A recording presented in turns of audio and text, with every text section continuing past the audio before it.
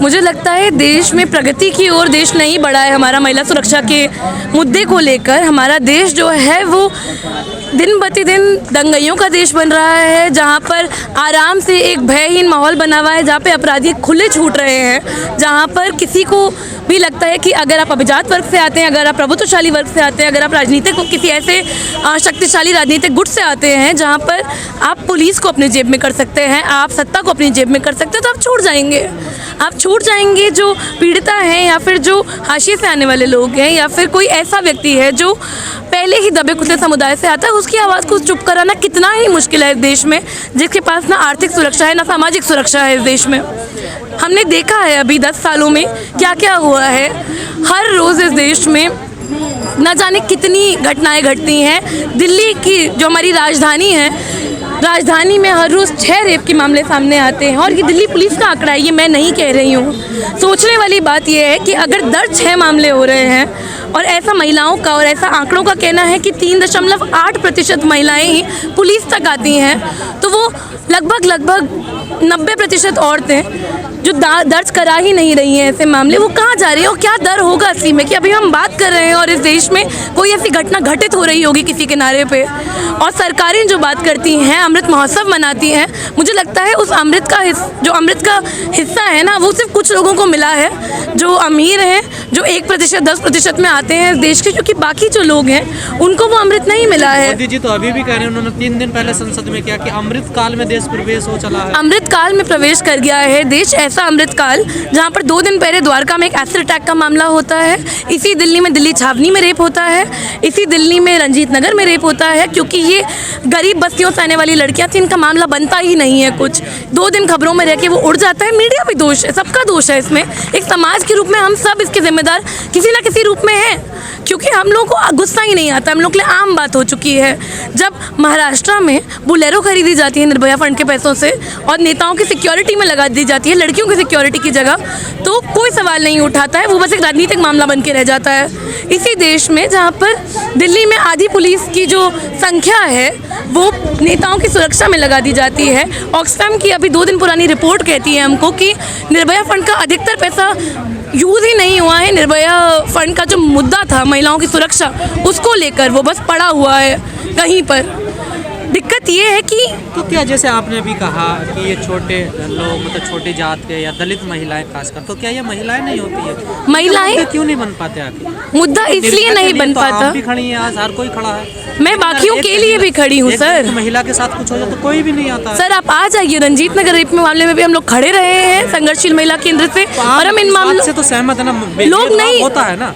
हम कहते हैं कि लोग महिलाओं का मुद्दा है, पर ये समाज पहले से ही बटा हुआ है, हम उसको बांट नहीं रहे हैं।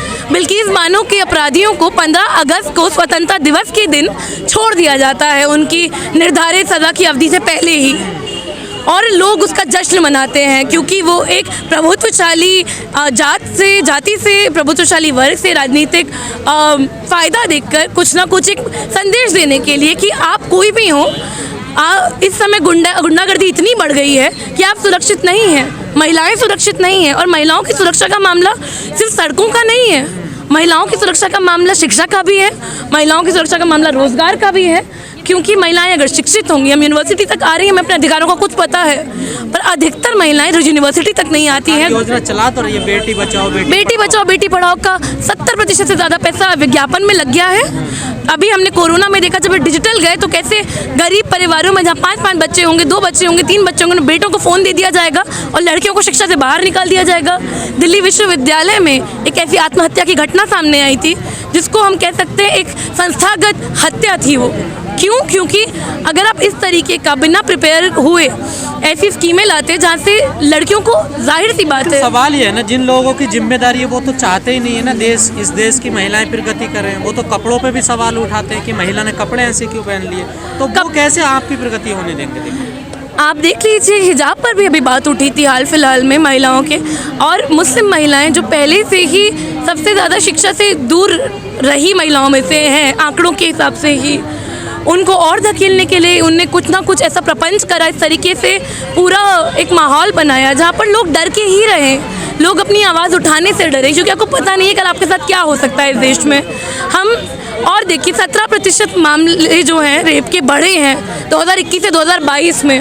अमृत महोत्सव के साल में ही पहले 6 महीने में बीते साल से 17% आंकड़े दिल्ली में बढ़े हैं और कोई सुध नहीं ले रहा है इस बात की। एक एम्बुलेंस आने में एक बस्ती के अंदर दिन लग जाते हैं, कितना घंटे लग जाते हैं। वन स्टॉप क्राइसिस सेंटर जो उन्होंने निर्भया के नाम पे बनाए थे वो कहाँ हैं, कितने ताले पड़े हैं उन पे। आप जैसी तमाम महिलाएं जो आंदोलन करते हैं वो कहती हैं जिन लोगों के हाथ में सत्ता पावर है वो खासकर महिला विरोधी लोग हैं, वो मनुस्मृति को मानने वाले। सर हम यही नहीं कह रहे वो महिला विरोधी लोग हैं, मैं तो कह रही हूँ कि वो बहुसंख्या विरोधी लोग हैं। और बहुसंख्या जो है वो मेहनतकश बहुसंख्या की बात कर रही हूँ मैं।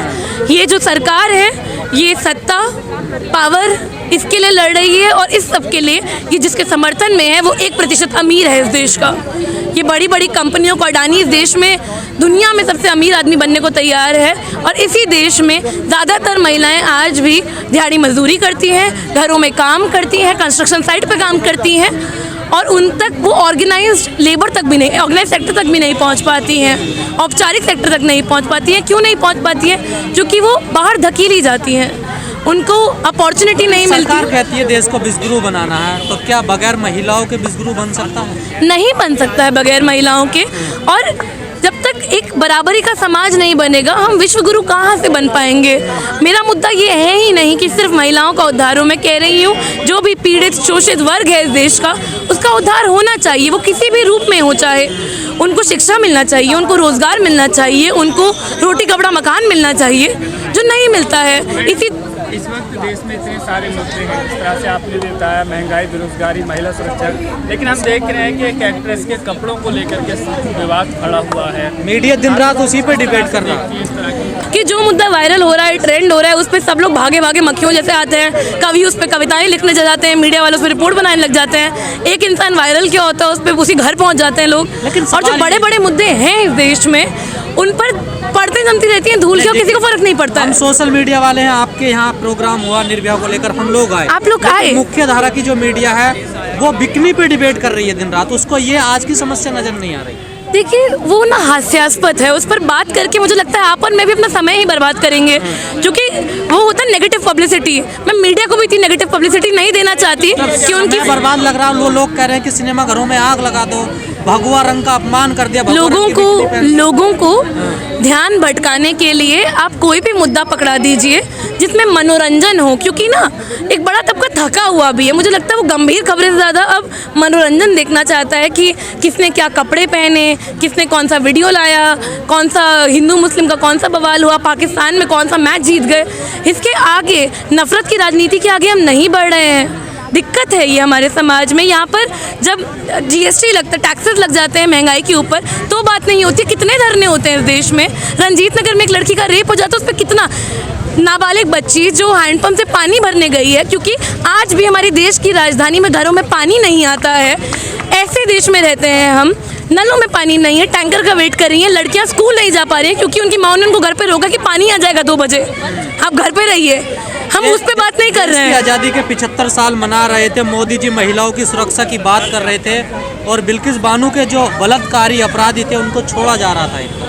जाहिर वही मैं कह रही हूँ कि ये ऐसे ही नहीं करा गया है, ये बताया जा रहा है।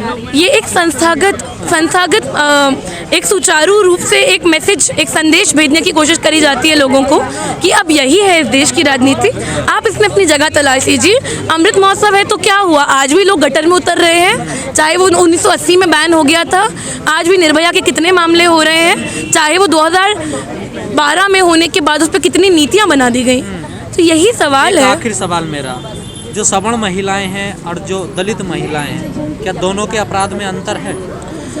देखिए अपराध एक ही तरीके का है। जो महिला जिसके साथ जो बीतती है, जिस तरीके के साथ हिंसा होती है, वो एक ही तरह की होती है। मैं महिलाओं को अलग अलग करके नहीं देखूंगी, पर मैं बोलूँगी जो ये तंत्र है, जब ये देखता है, जब कोई कंप्लेन कराने जाता है तो वो सिर्फ ये नहीं देखता कि कंप्लेन क्या है, वो देखता है कंप्लेन किसके खिलाफ है, कंप्लेन कौन कर रहा है, वो कितना अभिजात वर्ग से आता है, कितने गरीब वर्ग से आता है। गरीब वर्ग से आता है तो उसको कितने आसानी से चुप कराया जा सकता है, यही देख रहा है। मैं कह रही हूँ महिलाओं का मुद्दा एक है पर समाज बटा हुआ है।